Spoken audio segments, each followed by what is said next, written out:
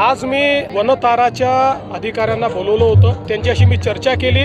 त्या चर्चेमध्ये त्यांनी हे सांगितलं की आम्हाला त्या हत्तीवर हक्क सांगायची कुठली इच्छा नाही, आम्हाला कोर्टाने आदेश दिल्यामुळे आम्ही हे सगळं केलं आहे। मग मी त्यांना सांगितलं की मग असं असेल तर तुम्हीही आमच्यासोबत सुप्रीम कोर्टात जॉईन झालं पाहिजे आणि आपण जॉईंटली सुप्रीम कोर्टाला विनंती करू की हा हत्ती म्हणजे माधुरी त्याला तिथेच आपल्या कोल्हापूरमध्ये नानणी मठ जे आहे त्याच्या परिसरामध्ये तिथेच आपण एक रेस्क्यू सेंटर तयार करू।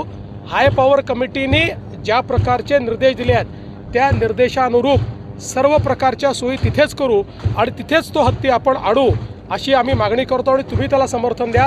त्यांनी त्याला समर्थन देण्याचंही मान्य केलेलं आहे आणि सोबत त्यांनी हे देखील मान्य केलेलं आहे की जर कोर्टाने अशा प्रकारचं काही आदेश आपल्याला दिला, जो कोर्ट देईल असं आम्हाला वाटतं आहे, तर ते तयार करण्याचीही पूर्ण व्यवस्था, कारण त्यांना त्यातलं एक्सपर्टीज आहे, ते सगळं ते करून द्यायला देखील तयार आहे।